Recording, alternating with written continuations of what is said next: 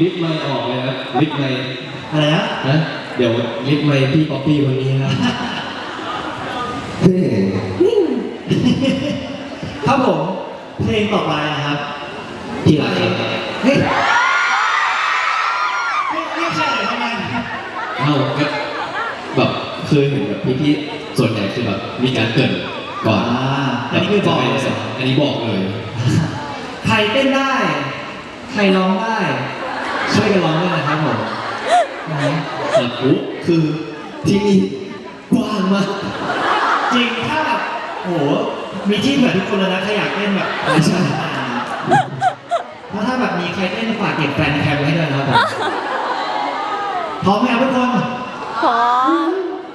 ไปกันเลยครับ